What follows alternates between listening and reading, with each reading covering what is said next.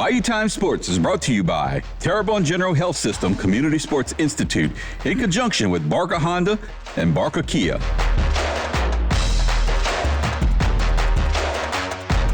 Hi, everybody. Welcome to Bayou Time Sports. What a night it was for the LSU Tigers on Saturday night. A big win over Clemson. Final in that one. The Tigers win it 17-10 over the Tigers of Clemson, laying claim to the true Death Valley, which is not over in South Carolina. Obviously, it's right here in Baton Rouge. A good win because, as most of you know, LSU has been having trouble in season openers, and Brian Kelly made it a point throughout the summer, throughout the spring, to concentrate on this game. In the past, I don't think they poured all of their eggs in the same basket related to winning that opening game. This year they did. They figured they needed to get it going the right way from the get-go, and they did just that, especially in the second half. Very fortunate to hear Brian Kelly talk after the game about the importance of doing just that, winning game one this year, the importance of having Harold Perkins back in the fold, and the importance of his guys stepping up to the occasion. Here's Brian Kelly. We've said from day one is, we've had offenses here the last few years that could move the football. We needed to complement with a defense that could stand the test. And you go on the road and play a top 5 team, you better bring a defense. And we knew that we were going to be that defense that needed to step up and step up big. I thought Blake called a great game. Our guys, each one of them came up and make individual plays.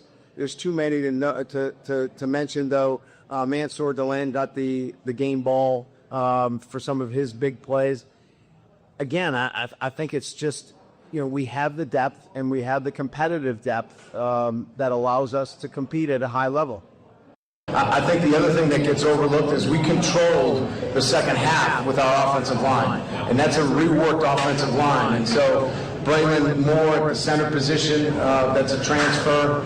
Josh Thompson that came in from Northwestern. Those guys did a fabulous job in anchoring that offensive line as a veteran. And then we, obviously controlled the football. And I think they had, 9 minutes of, in the second half, they had the ball for 9 minutes. And so you've got to win up front, offensive line, and then the 12 yards rushing.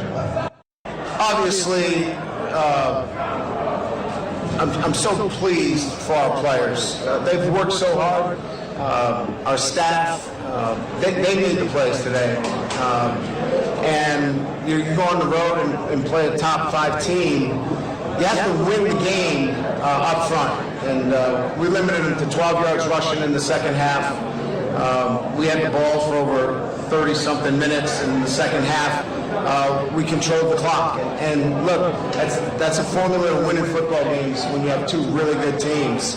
And our guys cleaned up the turnovers, and we made some big plays when we needed to on defense. So proud of our staff, our players, and just the resolve. To win these games, as I said, there's tactical things that I just mentioned.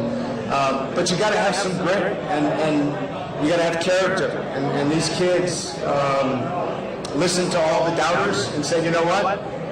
It doesn't matter. Let's just go out and play the right way in the second half. They did, and again, really proud of our players and happy for them and our staff. Harold is coming on. I mean, he's healthy. He's at a position that has been one where he's had success, and Blake can utilize him now as the player that he is. As you saw, he pressured the quarterback a lot. That allows you just got to play some man-to-man. We weren't in that position last year to play a lot of man. And, of course, we lost him to the knee injury. So it's just a different roster with different players, and it allows Blake now the tools necessary to utilize Harold in the manner that he can best impact the game. I think getting him out of the pocket, now he got outside a couple of times to contain and kept some plays alive, but primarily, get him out of rhythm. And I thought we did that very, very well, and we took his running game away. Any quarterback that doesn't have a running game, it becomes predictable, and we had some predictable down and distances because they couldn't run the football.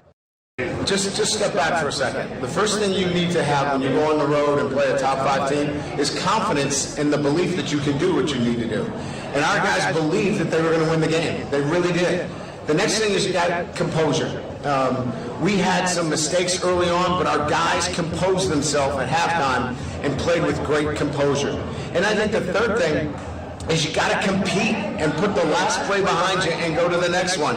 And to me, that's it. Play with great confidence. Know that you can do this. And they believed it. And they played with great composure on the road, and they competed every single play right to the very end there on 4th down. People build up the first game to a level of craziness. I mean, you look at the quarterbacks, that are under incredible scrutiny. So I just think that in this business, you really have to stay focused on what your job is. And my job is to bring a football team on the road, play with great confidence and composure, and compete their tails off for 4 quarters. That's my job, not to worry about what other people say or do. I get it, it's out there, but they didn't put me in this position to worry about those things. Next game this Saturday night, they take on Louisiana Tech. It's on ESPN Plus or SEC Plus if you can't make it out to Tiger Stadium. Louisiana Tech 1-0 after a 24-0 win over Southeastern, but they didn't have a lot of offense in that game. That'll be interesting Saturday night in Tiger Stadium, the real Death Valley. Got to take a break. We'll be back right after this. This segment was brought to you by Terrebonne General Health System Community Sports Institute in conjunction with Barker Honda and Barker Kia.